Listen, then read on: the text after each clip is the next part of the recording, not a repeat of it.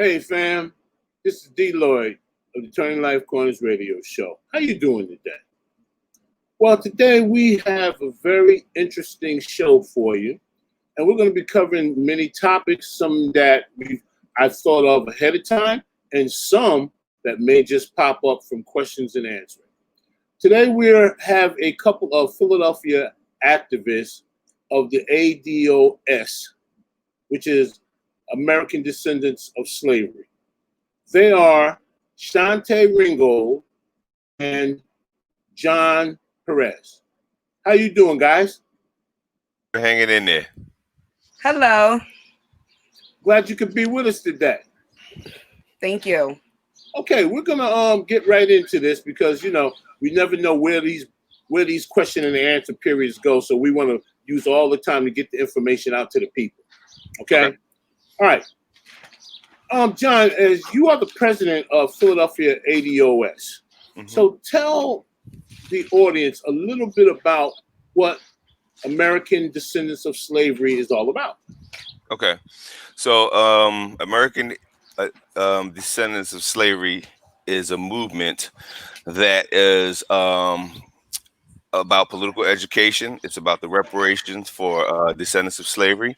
And we're about having a Black agenda for those descendants. Movement was started by Yvette Carnell and Antonio Moore through the Breaking Brown and Tone Talks YouTube channel. And so, it's a political advocacy group. And we're basically trying to get reparations for the descendants of slaves. Okay. Chantae. Yes. You're an activist. Tell us a little bit about what you have done in the past before you got involved with ADOS. Well, before I got involved with ADOS, I was just doing things in the community as far as going to my daughter's school and having coats, buying coats from the thrift store for the kids in the neighborhood who didn't have them in the wintertime, trying to start up watch parties because I used to live in Southwest Philadelphia. And when I first moved there, it was a pretty good, it was an okay neighborhood. But then some little girls started to get abducted and the police weren't doing anything to help. So we started putting together, groups with the parents in the neighborhood to try and make sure that the girls get to school, safe and on time. So I've been doing little things on my own, just trying to make a little way on my own, but I was never part of like a bigger group. But when I went on and saw Yvette and Tone's show, I understood that I was part of a much bigger group. Okay. All right. Well, John, tell us a little bit about what ADOS has been doing in Philadelphia, because I know the group started roughly around December of 2019, pre-COVID. So what have you guys been doing since then? Well, so far, we went to DC for the demonstration with Byron Allen and the lawsuit against Comcast and Byron Allen. So we was out there supporting that. We also wrote letters to local politicians of pushing reparations and also for the COVID-19 stimulus package. We've been putting the word out about reparations, what it is, who gets reparations, how do you get reparations and stuff like that. So and so we've been doing a lot of political advocacy, writing, doing voter registration, write-ins to the politicians. And just then getting the awareness to people about ADOS. Okay, so you've done some things recently, like being out in the community. What's that all about? Okay, well, most recently we was in the Germantown area today, and we was at the corner of Germantown and Shelton Avenue. And so basically, we have flyers, we have brochures, and we was handing out the information to the people. So they can find out more about us. And we was talking about politics, and we was talking about voting, and we was also handing out water to the people in the community, and we was also doing cleanup. So we was doing part of that, all those different areas of activities. Okay, John, I'm going to stay with you before I go to Chantae. How receptive Okay. to ADOS has the community been? Because I know, as I talk to people around different areas, a lot of people aren't aware of ADOS, but then a lot of people aren't really down with ADOS. So in the Hmm. Philadelphia area, how receptive have they been? Well, for the most part, people have been receptive. People understand well, they know what reparations is, but they may not understand the mechanisms behind it, the politics of reparation. People believe reparations, but they may not necessarily think we're going to get it. So when we engage with them, we explain to them the process, the political process, about policies and legislation, and about getting reparations. And actually, Representative Chris Rabb is working on legislation now for reparation for Philadelphians at the state level. So he's introducing a bill this fall. So we're just making people aware of these bills, the HR 40, the fact that there is a study that we're trying to push forward in Congress, in the House, about reparations. So some people may not know the details of the reparations movement, but they're familiar with reparations and they believe in reparations. They just don't know if we're actually going to get it. Okay, so um, let me move on to Shantae with a couple of questions. Chantae, you're an activist, and now that you've gotten into ADOS, what kind of ideas would you like to bring to the group that you think can help not only bring about reparations, but help in the local Philadelphia area? Well, I've come up with a kind of a small campaign. The first thing that I suggested that we go to all the major L stops, the blue line stops, and the orange line stops, where most of ADOS, take transportation to go to work, so Okay, we can. so these we're talking about the subway or trains because everybody Yes. may not know what those mean. Yes, the Okay. subway and trains, so that we can just be out in the public. Um, the main thing right now, I think, is trying to get this message out to our youth. Um, Philadelphia has a very high rate of gun violence and just violence amongst the ADOS community, and there, we know that there is systematic oppression that brought this on, and we've had 400 years of oppression, but no forms of psychiatric anything.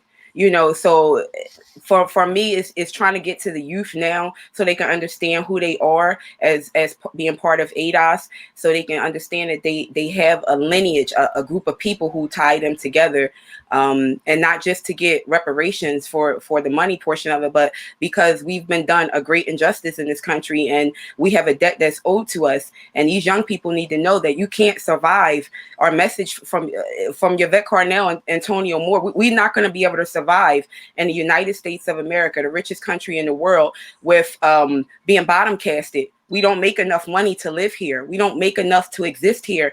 And right now, with the violence in the street, with the police department, we can't even breathe here. So the main purpose right now is just to get out to the neighborhoods. I want to try and to do something with these young lyricists that are out here.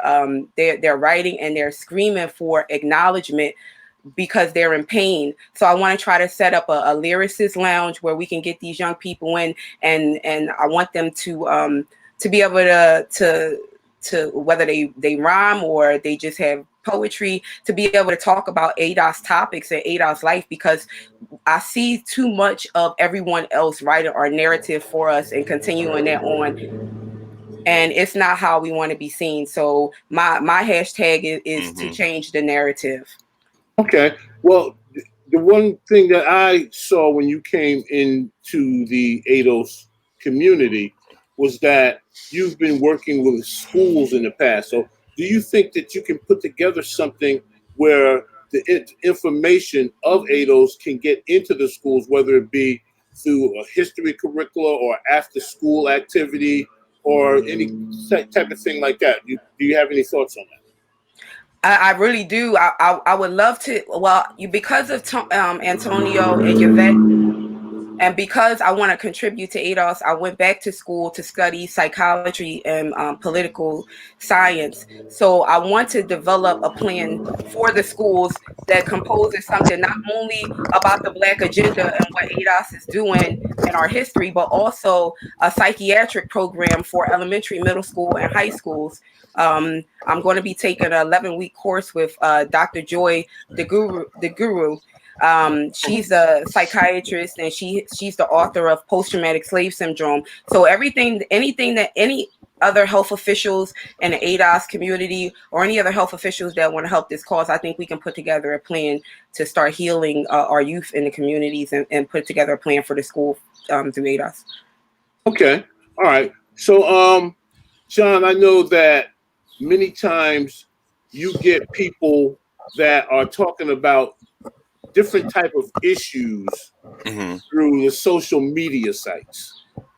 Okay. And the big thing now that's happening on social media sites are that we have a lot of celebrities and ball players and all kind of different people trying to come in and push forward their agenda as far as reparations. What are your feelings on that as far as them trying to come in and take over? Well, I think they don't know enough. I think they're coming in, talking about politics, talking about reparations, talking about things that for the most part they don't know what they're talking about, and that they should leave that up to the activists and to the lawyers, the economists, the politicians, the talking heads, those who have been in that business and know the business of the politics of it. But for the most part, they put these celebrities in front of us, and they give them a mic, and they think they know what they're talking about, and they don't. And in most cases, they make it worse because it makes them sound stupid. It makes them seem like they have the answers, and they don't. And a lot of times they say the wrong things. Right. And the one thing that I saw just yesterday, I think it was, they had one person who, I'm not going to give them a forum here, right, but they're celebrity, and they were talking with other folks in the background. They had the cheerleading squad in the background, and he was telling information about a certain topic of those people or blacks in general. And I'm like, that's really no new information. But he had his hype squad back there like, yeah, preach. Yeah. I'm like, you're telling people something that they already know, first of all, and then you're giving incomplete information. Right. And sometimes, if you don't give full information, incomplete information can be more harmful than helpful. Exactly. And that's what's going on. And then you have other folks, for example, like Sandy Darity, who's an expert in this type of thing, not being conferred with. Right. And so with those people, those celebrities, I'd say, and part of it is they so quick, the media is so quick to throw those celebrities up for us as if they're our leaders, as if they actually speak for us, and they don't. And so I would suggest to them to stay in their lane and leave the politics to the politicians, and the data to the economists, and the activism to the activists. Yeah, and I agree with that. Chantae, now you've dealt with the Philadelphia police and the things that's going on in the streets. So tell me, how do you think getting more community members involved can change the overall activity in the street? Because I know many things happen because we don't have a sense of our background. We have a sense of despair. So by you helping making this larger or getting connected with more activist groups, what do you hope to accomplish? Well, I just want to start out saying that I don't really have too much of a history with the police. As far as the police go, I have family members that are members of law enforcement. And, I grew up around law enforcement. I've gone to law enforcement picnics. So I didn't until I became an adult. I didn't really see a difference in some of the things that were going on in the community as far as law enforcement. But I do believe that law enforcement can play a great part in changing, like I said, the narrative of our situation, because you can't just. I've talked to a lot of different people, and the views on whether a ADOS man that's shot deserved it or not, or no one deserves to be killed in the street like an animal. That's right. Number one. I'm not against the police department. ADOS is not against the police department. We are just against police who use their power to murder our people. And if you can't feel that, I don't know how much data you would have to see to be able to connect with your higher self that says that this is another human being. They don't deserve to be killed this way. So, I do believe that there are steps that can be taken with the police department to change these things. We don't want to be anti-police. We all want, everyone wants to live in a good community, a great community where your kids go to school. You want to have birthday parties or, events with your family. You just want to live. You just want to live. Nobody's asking for anything, more than to be respected. And then, with ADOS, there are some other things that need to be rectified. But I believe that the police department can serve a big part in ending a lot of things that are going on right now if they try, because, that is part of their job, so that, I would look forward to that.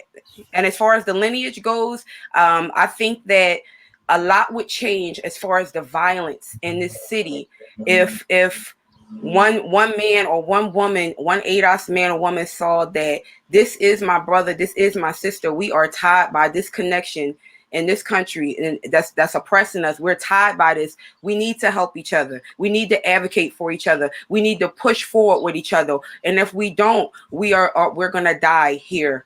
Mm-hmm. Okay. Now the other thing is, I know that ADOS is very big on education because, like Chantae just said, a lot of folks out there don't know or understand the lineage and therefore what's been going on in the situation we've been put in and how the outcomes will happen to us moving forward. But one of the other things that I've been thinking about is we're getting ready. We're on the precipice of something that no one in our time has ever seen. And that's many people being put out on the streets. Okay? Because we all know that Philadelphia is the largest, poorest big city in America. All right? Mm-hmm. And therefore, we need a lot of help. Now, if people don't have jobs, because everybody didn't have a job pre-pandemic. But now a lot of jobs have shut down, many of which are never going to come back. Therefore, people aren't going to have jobs to pay their rent. They're not going to have money to pay their mortgage. They're going to have to choose between paying rent and mortgage and eating. They have no health care. So tell me, is there any, or has there been any thought to, and this question can go to either one or both of you, that ADOS can maybe try to set up different informational situations where you may not have the answer, but you can say, okay, this is your problem. You can go check here. This is a problem. You can go check there. How does ADOS feel about that? John, can I take that question? Please do. Okay.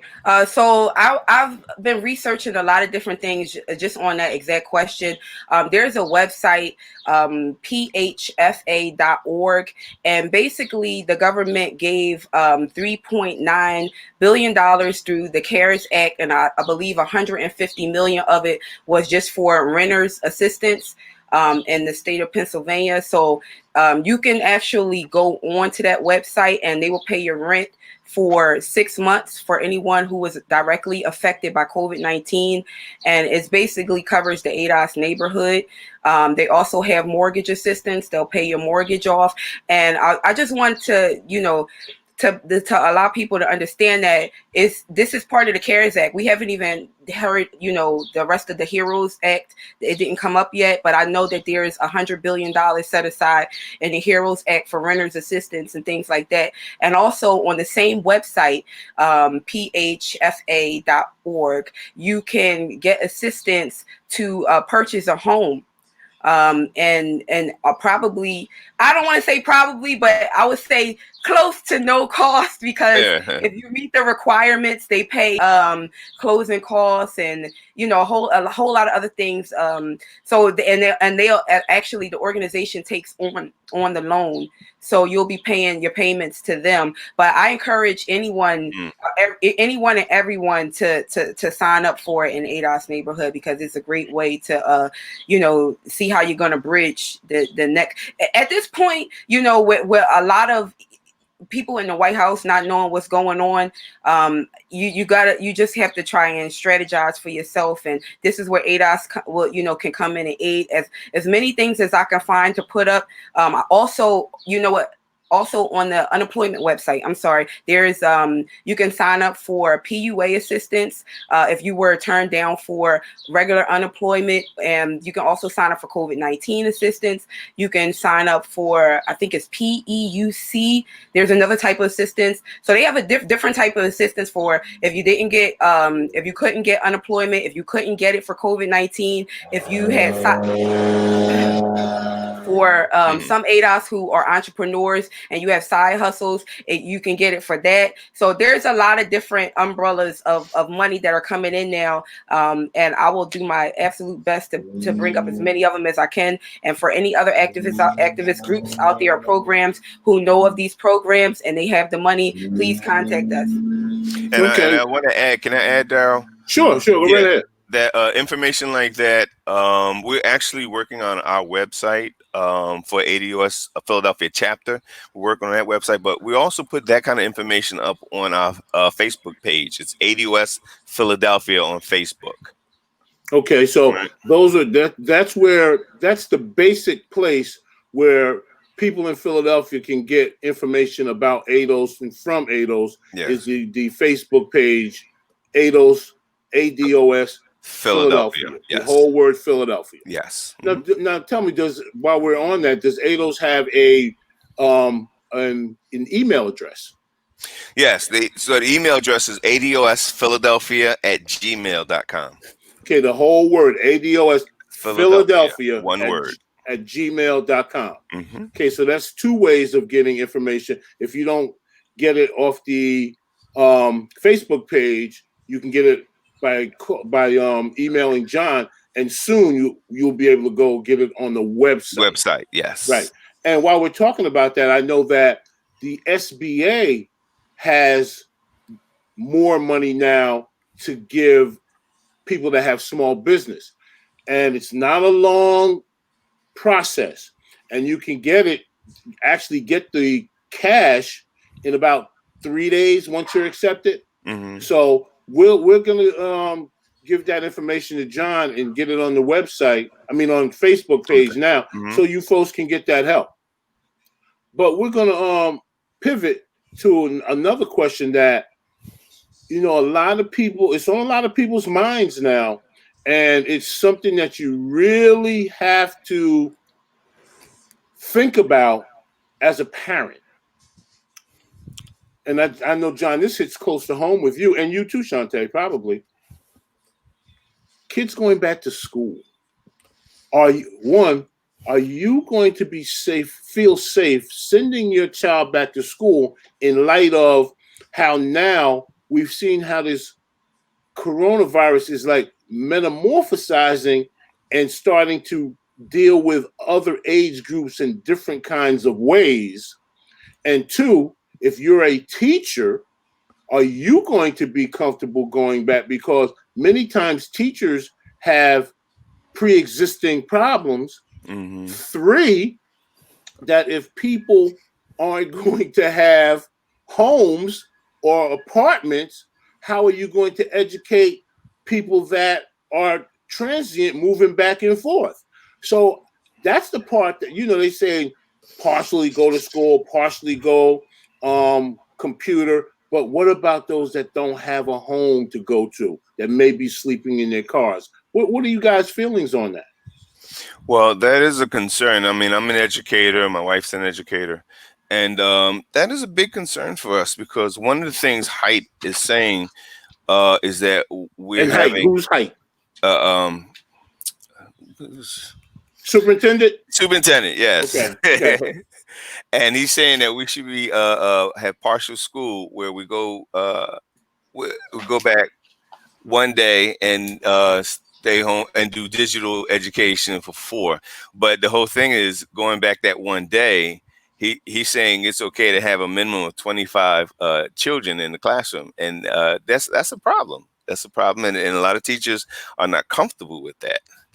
Right, and the other thing about that's notorious with Philadelphia schools, Mm-hmm. will they be able to? Because I've seen setups in other schools on TV how they'll have these plexiglass Mm-hmm. things around each desk, and the children will have on masks.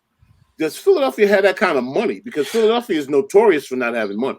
Well, that's a good question because they're talking about that. But one of the things also is that I've read a report where, and don't quote me because I can't cite the report right now, but I'll just paraphrase that 80% of the students, ADOS, who go to the public schools are living in poverty, 80%. So during this COVID, the school district handed out Chromebooks and stuff like that. Some of them worked. Most of them worked, but some of them didn't work, and there was a lot of problems with that. Students didn't have internet access to the internet, and there was a lot of problems in terms of the internet in family homes. So those are some of the things that are a concern, and some of the things that this Height has to work out. The school district has to work out. Yeah. What are your feelings on that, Chantae? Well, personally, I won't be sending my children back to school until I have a better understanding through the CDC of what's going on with COVID-19. So, and when the neighborhood where we lived, a lot of the schooling was already done on the website. So, I mean, not on the website, virtually. So my son had already been doing that, but my two daughters, I have 3, they'll all be doing it straight from home. Yeah. I've seen also on a lot of reports that a lot of white neighborhoods, high income, they're not going back to school. They're able to have their children learn at home, and the inner city school, Philadelphia. The school system was already horrible to begin with. It's horrendous, and not only that, how are they going to have our kids? The classes were already overcrowded, so Right. I don't understand the way that they're going to be able to get these kids in a safe way and not have somebody become susceptible to COVID.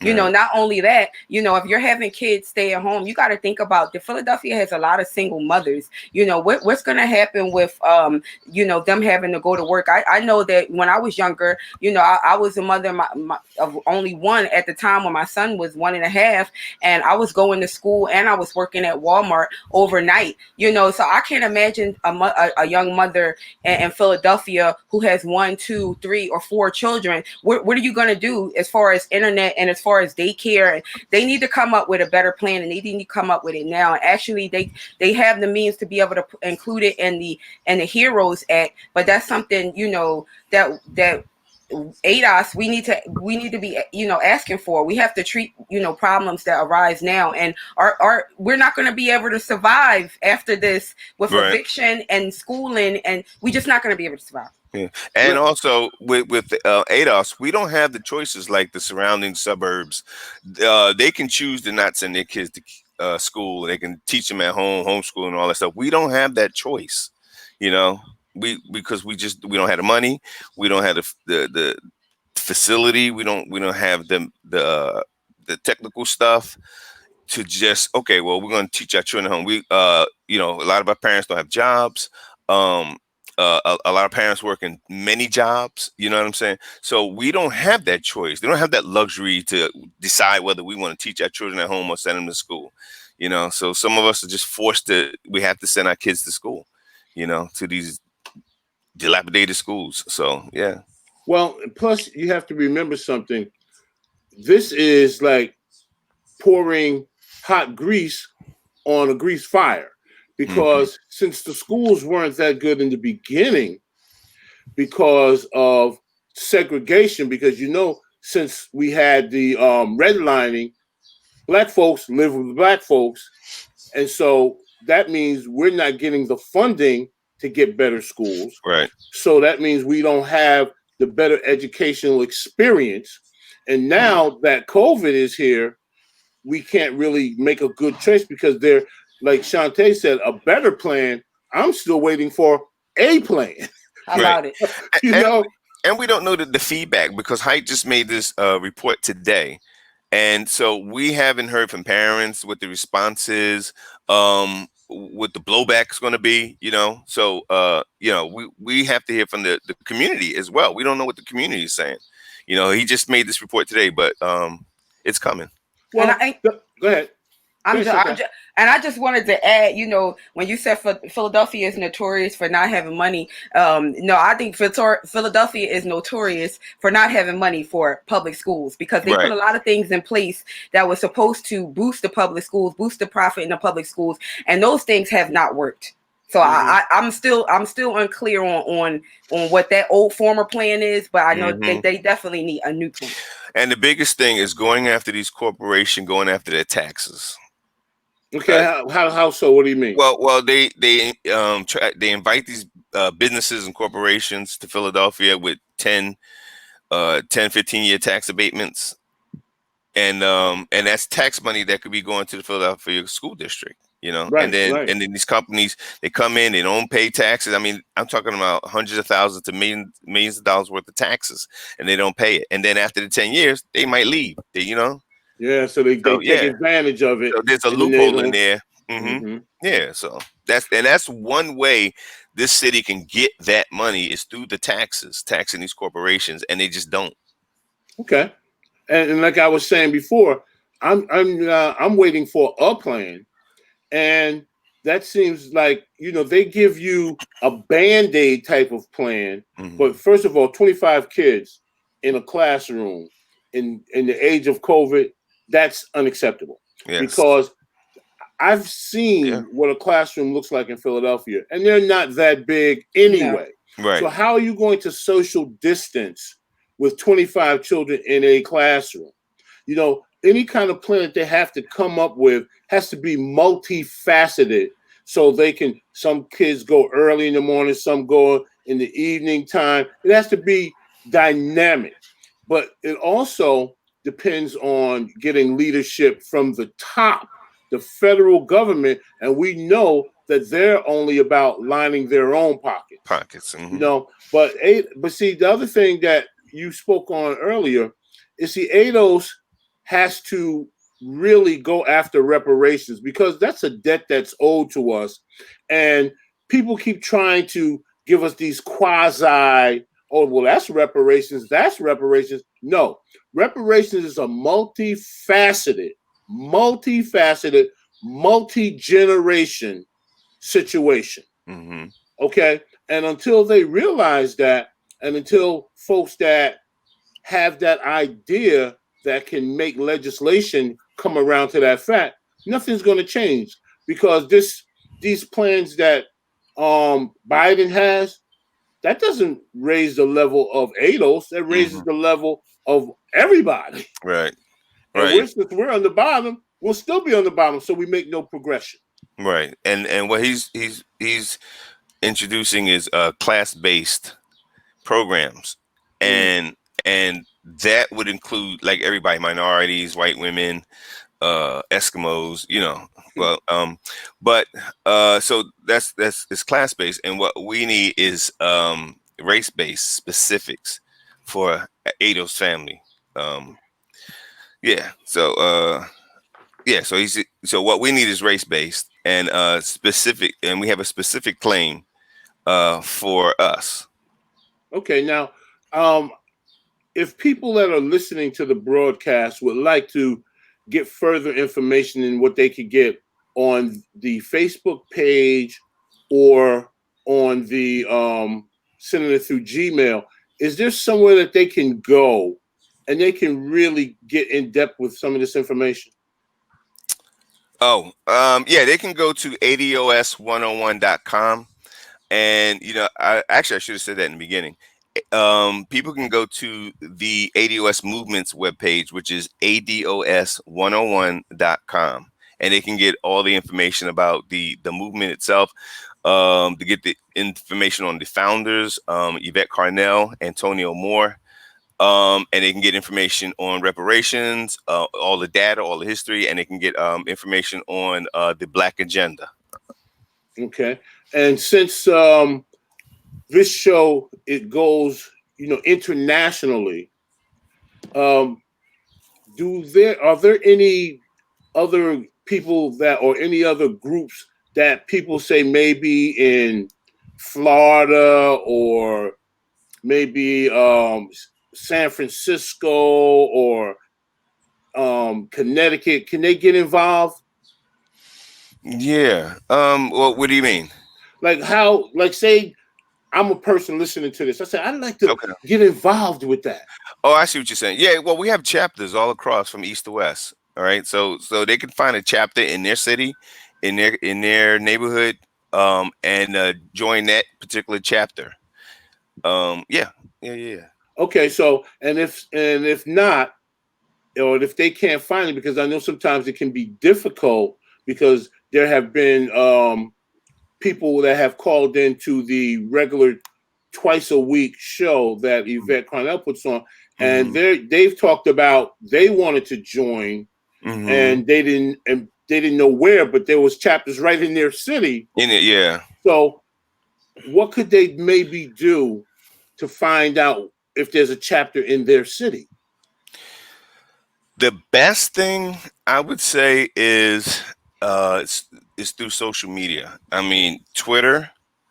We're on Twitter. We're on YouTube through Breaking Brown, the Breaking Brown Show, which is Yvette Carnell's show.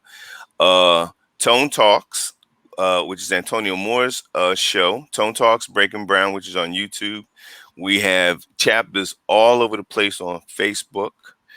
American Descendants of Slavery.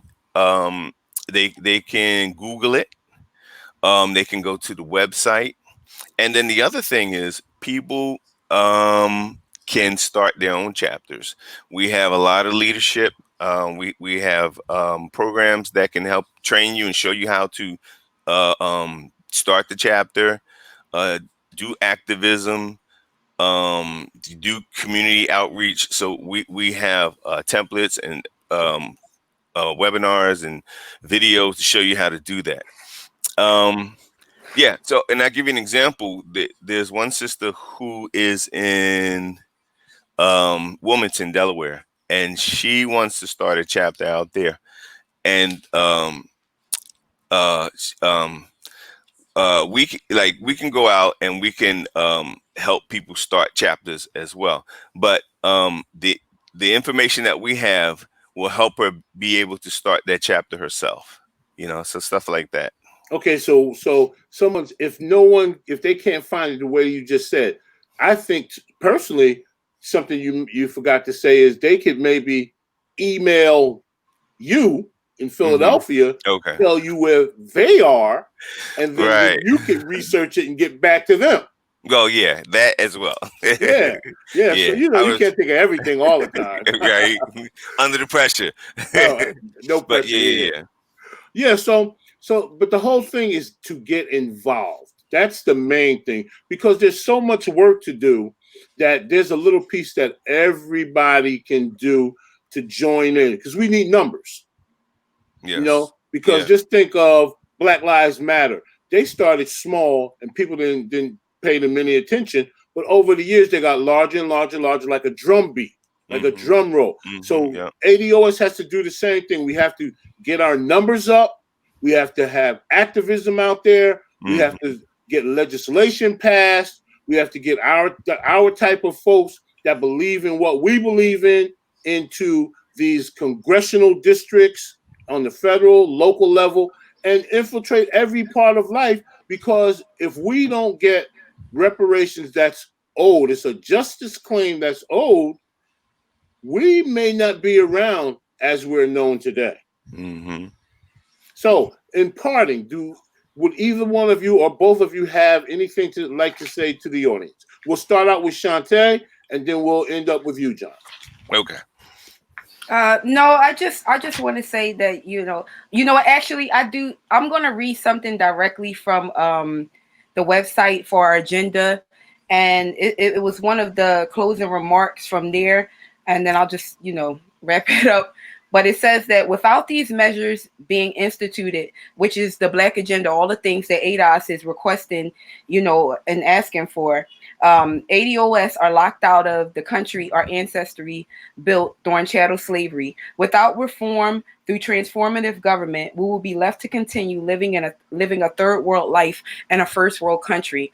And I just want to also, reiterate the fact that we need to get our young people to understand their lineage, to understand who they are through ADOS, and look through a different lens. We must change our narrative, and we must stop having other people talk for us. True ADOS life will come from someone who's actually living it. This is going to be led by those who live it, and the story needs to be told by those who live it, not those who look from a lens on top of a hill. That's not where we are. We're the bottom cast, so we want to speak for ourselves. But thank you for having me there. Thank you. John? Yeah, and I would definitely want to thank you for having me on the show. And I want to add that reparations is the solution to our problems. Now, I'm not saying it's a panacea, but it's definitely going to solve a lot of the problems that we have, especially economic problems. And one of the things is that it is a lineage-based thing. It is reparations is a debt that is owed to us, and we're not begging, we're demanding it, but it's a debt that's owed, and so we demand reparations and a Black agenda, and it touches upon all the issues that affect our community with redlining and Jim Crow and segregation, all those things, civil rights and everything that we were denied, and so and people are saying, with the Black Lives Movement, they're handpicking different issues in our community, like police brutality and homelessness, and what they're not talking about is the racial wealth gap, the thing that is causing most of the problems in our community, and how to solve that major problem with the racial wealth gap. And I think reparations is the one thing that is due for African American people, ADOS, American Descendants of Slavery, and so that is the one issue that everyone is skirting around. But we're here now. The ADOS movement is here, and so. One of the things our people can do is, get in touch with me at adosPhiladelphia@gmail.com. Join our chapter, Facebook page, ADOS Philadelphia. And just, and we out there, we're doing a community outreach, and we're out there, and our people need to get more involved politically. We need to go beyond just voting every 4 years and not knowing the issues, the policies, and we need to elevate our game in terms of the politics. All right. So and our people need to be more involved in what's happening to us in the world. Okay. That's all I got. Okay. Well, I would like to thank both of you for coming on the show today. And whenever there are new developments, I would like you guys to come back on the show. I think you're getting involved with something very soon that's really something happening in Philadelphia. You want to touch on that real quick? Yes, tomorrow we're actually going to be doing a search for a young ADOS child, 2 years of age, who went missing in the city. So you can, if you like to come, it's going to start at 9 a.m. You can contact ADOS and contact John, and we'll give you further information. We're going to search for him tomorrow in a certain part of the city, and hand out flyers, and just basically trying to find this young child. Okay, and I'm sure that's probably going to continue to go on as time goes by until he is eventually found. Yes, definitely. Yes. Okay. All right. Well, I'd like to thank you once again for coming on tonight's show. And like I said, come on back anytime there's any developments so we can get it out to the people. All right. And thank you, Daryl. You're welcome. Thank you. All right, family. This is D. Lloyd for the Turning Life Corners radio show. And we are thanking you for tuning in. And until next week, peace.